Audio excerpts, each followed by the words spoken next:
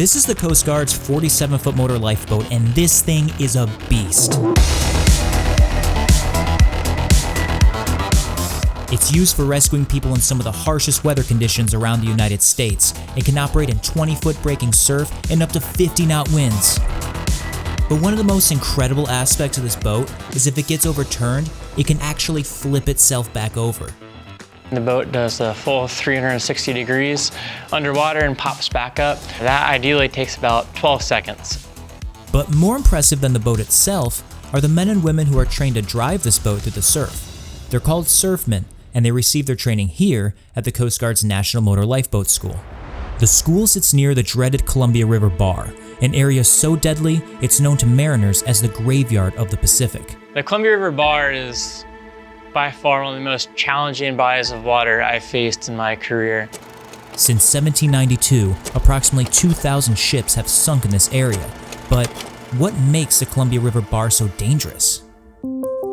Strong westerly currents from the Columbia River rush out and collide with the currents from the Pacific Ocean, creating extremely dynamic conditions. So you have two massive opposing forces hitting each other, to where it's creating an environment that you just really can't create in any other area of responsibility. 9 Coast Guard members from around the nation have come to the school to attend the elite Surfman Course. The Surfman Course is the culmination of years of a boat driver's career. It can take upwards of 6 years for a person to gain the experience that'll earn them that certification. So what we can offer them here is the opportunity to come and for 4 weeks of their life, do nothing but drive in those conditions. I wanted something with a little more drive and challenge. They sort of tell you it's the highest qualification you can get as a bosun's mate, and that's what I wanted to do. There's a little bit more layers than just driving a boat when you're talking about a surfman, especially in the Coast Guard. It's a lot of rich history behind it, a lot of great rescues. Hopefully I get to be part of a rescue someday that makes it down into history and keep bringing credit upon Coast Guard surfmen.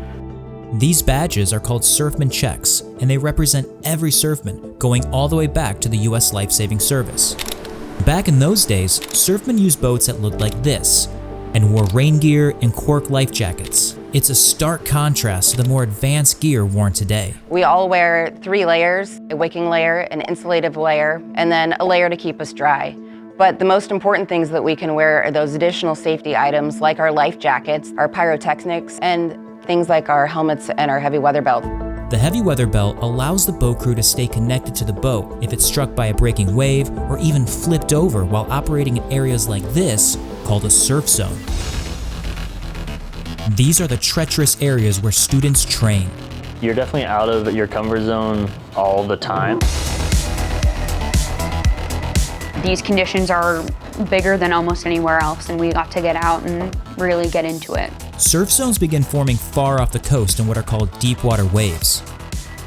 As the waves approach shore, they interact with the coastline, slowing them down and pushing all the wave's dangerous energy up and forward, until it breaks. The primary objective of a surfman is actually wave avoidance. However, we know that you're not going to be able to get into a zone and prosecute a mission while completely avoiding every wave in the zone. So we practice and teach our students how to encounter those waves. While working in a surf zone, surfmen will do what is called squaring up, which means positioning the bow of their boat toward the incoming waves. But in order to move through the zone, the boat crew must move parallel to the surf, which can be a treacherous task. Surfmen view waves like this.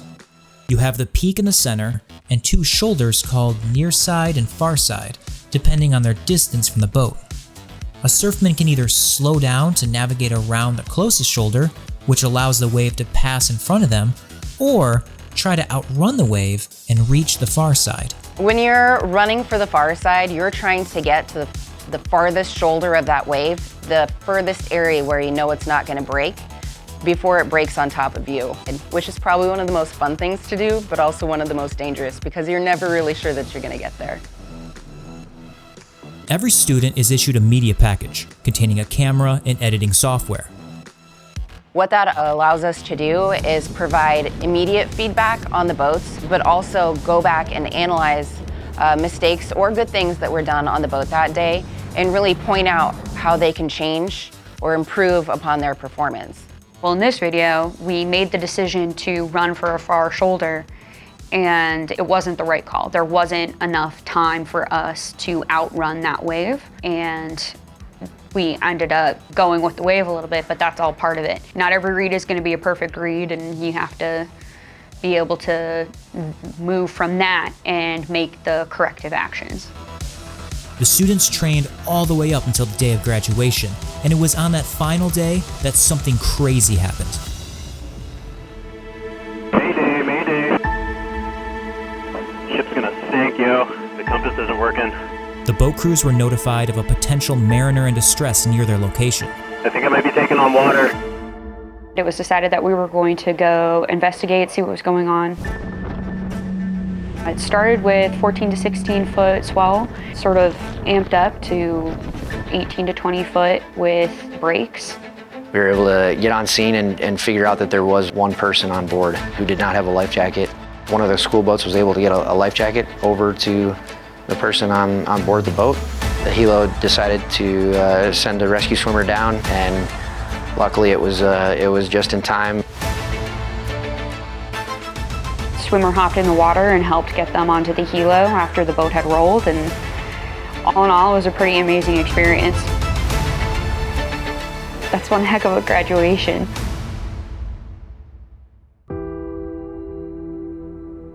Yeah, there was no better way really to end this surf class.